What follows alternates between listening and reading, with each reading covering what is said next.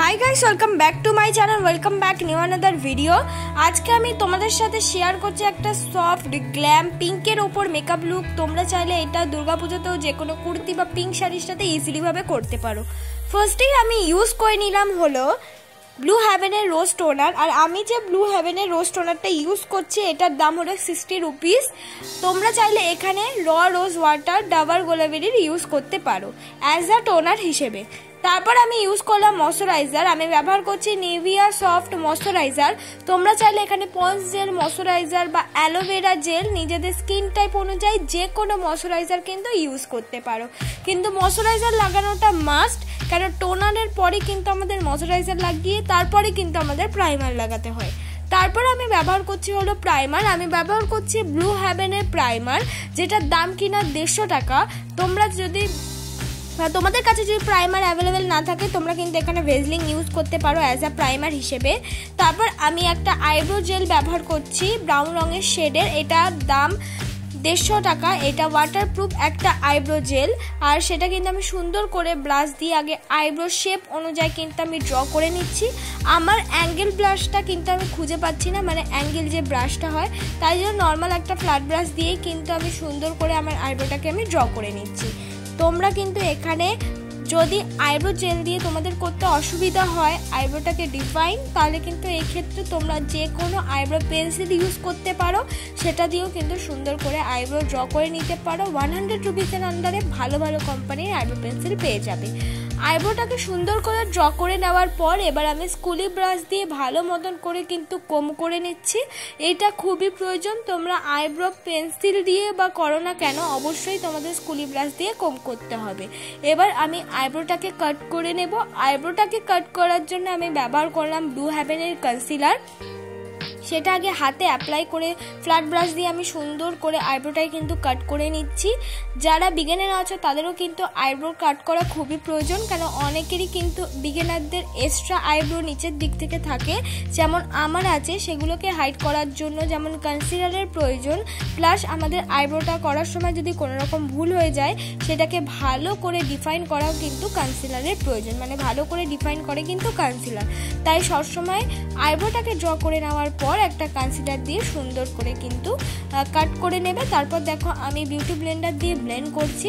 Beauty ব্লেন্ডারটা অন্তত 15 থেকে 20 minute আগে অল্প পরিমাণ ভিজিয়ে নিয়ে ভালো করে জলটা নিগড়ে নেবে। তারপর যেখানে যেখানে আমার ডার্ক স্পট আছে অল্প পরিমাণ, সেখানে আমি কোনো রকম কালার ক্যারেক্টার ইউজ করলাম না। এখানে আমি সেই ইনসাইটের কনসিলারটা ইউজ করলাম। ইনসাইটের কনসিলারটার দাম কিন্তু 99 টাকা। 100 রুপিসের আন্ডারে অনেক ধরনের শেডের অ্যাভেলেবেল পেয়ে যাবে। খুব ভালো কনসিলার একটা। তোমরা চাইলে এখানে কিন্তু যে কোনো কালার ক্যারেক্টার হিসেবে লিপস্টিক ইউজ করতে পারো যেখানে যেখানে তোমাদের ডার্ক স্পট আছে। দেখো আমি সুন্দর করে কিন্তু কনসিলারটা ব্লেন্ড করে নিয়েছি। এবার আমি করে নেব হলো বেস মেকআপটা। বেস মেকআপটা করার জন্য আমি ব্যবহার করলাম পন্স বিবি ক্রিম। তোমরা চাইলে এখানে যে কোনো ফাউন্ডেশন ইউজ করতে পারো। আমি যেটা ইউজ করছি সেটাই করতে হবে এমন কোনো কথা নেই। আমি তোমাদেরকে দেখাচ্ছি যে অল্প বাজেটের কিছু প্রোডাক্ট দিয়েও কি করে সুন্দর একটা গ্ল্যামারাস মেকআপ করবে, তাই জন্যই কিন্তু আমার এই পন্স বিবি ক্রিম দিয়ে মেকআপ করা। আর আরেকটা হলো সবসময় যখনই মেকআপ করবে না কেন, যখন বেস মেকআপটা মানে যে কোনো ফাউন্ডেশন যখন ব্লেন্ড করবে একদম হালকা হাতে ব্লেন্ড করবে। আর মুখে যদি এক্সট্রা ফেশিয়াল হেয়ার থাকে সেটাকে রিমুভ করে নেবে, তাহলে দেখবে ইজিলি ভাবে তোমরাও কিন্তু ব্লেন্ড করতে পারো।